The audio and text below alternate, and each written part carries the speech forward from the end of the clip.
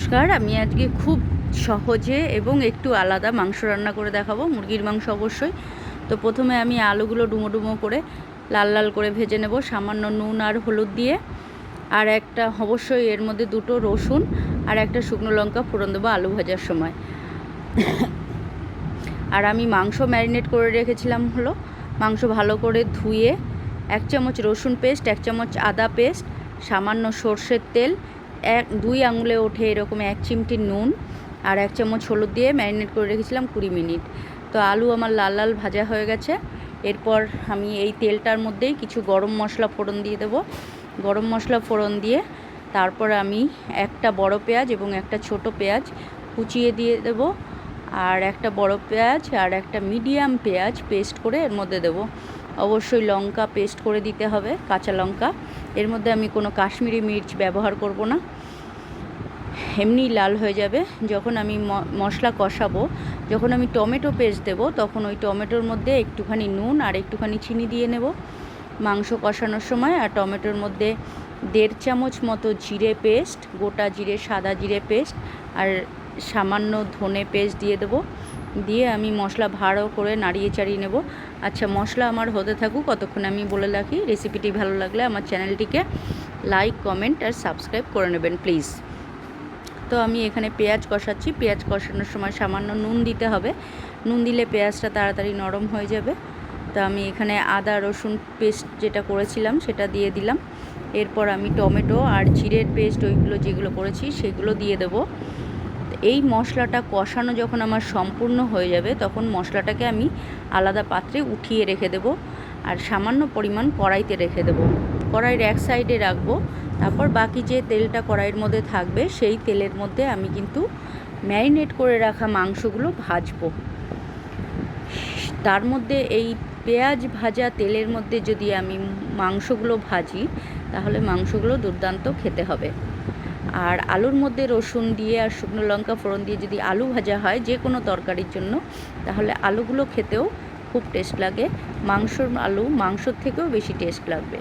যাই হোক, আমি আমার মশলা কষানো চলছে। মশলা কষানো আমার প্রায় হয়ে গেছে। সামান্য এরপরে মশলার অপশনাল। আচ্ছা, আমি আরেকটা চাইলে বলে রাখি, পেঁয়াজ যখন আমি স্কিপ করতে পারেন, তখন আমি আমার মশলা কষানো হয়ে গেছে। মশলা এবার আমি আলাদা পাত্রে, যাই হোক, এই টমেটোটা আমি দিলাম। টমেটো যখন দেবে তখন অবশ্যই কড়াইয়ের এক সাইডে রেখে দেবো দিয়ে, আর ওই তেলের মধ্যে, বাকি তেলের মধ্যে আমি মাংস নরম হয়ে যাবে এবং সুন্দর করে একদম লাল মাংসতে কিন্তু কোনো কালার, এক্সট্রা কালার কোনো মশলায় নুন দিয়েছি। আর মাংস ম্যারিনেট করার সময় সামান্য একটু নুন দিয়েছিলাম। তাহলে আমি মাংসর মধ্যে এখনই নুন দেব না। মাংস আমার প্রায় ভাজা ভাজা হয়ে যাবে যখন, তখন আমি নুন দেব। আচ্ছা, আর একটা বলে রাখি, তেলের মধ্যে যখন ম্যারিনেট করা মাংসগুলো দেবে, তখন একটা একটা করে মাংস দিলে ভালো হয়। কারণ ম্যারিনেট করার পরে একটুখানি সামান্য জল পাত্রের মধ্যে থেকে যায়, সেই জলটার সমেত দিলে এখানে মাংসটার টেস্টটা তেমন আসবে না। একটা একটা করে মাংস দিলে বেশি ভালো। আমি এখানে 1 কেজি মাংস রান্না করছি, তো আমি একটা একটা করে মাংস দিয়ে দিলাম। আচ্ছা, এই মাংস করার সময় আমি বলে রাখি, প্রথমেই আপনারা শুকনো কড়াইতে 1 চামচ গোটা সাদা জিরে আর 1/2 চামচ ধনে গোটা ভালো করে ধুয়ে শুকনো করে সেটাকে শুকনো কড়াইতে টালতে হবে। আর একটা তেজপাতা, এই 3টে জিনিস ভালো করে টেলে নিয়ে সেটাকে ঠান্ডা করে গুঁড়ো করে রেখে দিতে হবে সাইডে।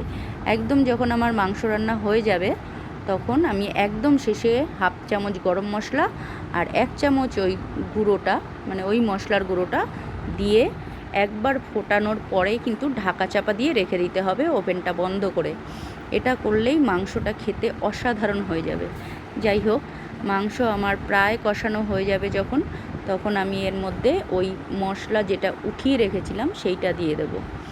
দিয়ে আমি এটাকে আবারও ভালো করে কষাবো। একটু আলগা হাতে নাড়তে হবে, কারণ মাংস কিন্তু আমার প্রায় সেদ্ধ হয়ে গেছে। বেশি হুড়ো তাড়া করলে কিন্তু মাংসগুলো ভেঙে যাবে। আর পুরো রান্নাটাই মিডিয়াম টু লো ফ্লেমে করতে হবে। শুধুমাত্র যখন আমি মাংসটা দেব কড়াইতে, তখন হাই ফ্লেমে রাখতে হবে, আর একদম শেষে হাই ফ্লেমে রাখতে হবে। তো আমার মাংস প্রায় কষানো হয়ে গেছে। এরপর আমি এর মধ্যে 3-4 টুকরো পেঁপের টুকরো আর ক্যাপসিকাম দেব। পেঁপে দিলে মাংসটা আরোই সেদ্ধ হয়ে যাবে, একদমই পুরো সেদ্ধ হয়ে যাবে। আপনারা এইরকম অবস্থায়ও খেতে পারেন, আবার গ্রেভি খেতে চাইলে আলাদা জল গরম করে সেই জলটা দিতে হবে। অবশ্যই মাংস রান্নাতে গরম জল ইউজ করতে হবে, ঠান্ডা জল ইউজ করলে ভালো লাগবে না।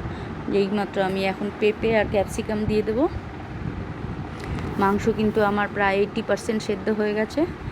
এই অবস্থায় পেঁপে আর ক্যাপসিকাম দিয়ে আমি মাংসটাকে ভালো করে নাড়াচাড়া করব, ঢাকা চাপা দিয়ে দিই অবশ্যই, যেহেতু মিডিয়াম ফ্লেমে আছে, ঢাকা দিলে বারবার উঠিয়ে নাড়াতে হবে। মাংস আমার হয়ে গেছে প্রায়। এখন আমি এরপরে আলু দিয়ে দেবো, এর মধ্যে আগে থেকে ভেজে রাখা আলুগুলো দিয়ে দেবো, দিয়ে ঢাকা চাপা দিয়ে আমি 3 মিনিট মতো রান্না হতে দেবো। আলু দিয়ে রান্না হয়ে গেলে তারপর আমি আরও একটু ভালো করে কষিয়ে নেব।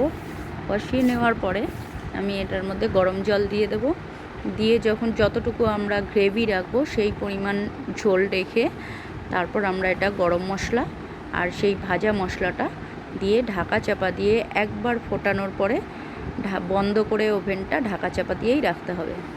তো নমস্কার বন্ধুরা, আমি আর একবার মনে করি দিই, রেসিপিটা যদি ভালো লাগে আমার, তাহলে লাইক, কমেন্ট, শেয়ার আর অবশ্যই সাবস্ক্রিপশন করে নেবেন। ধন্যবাদ।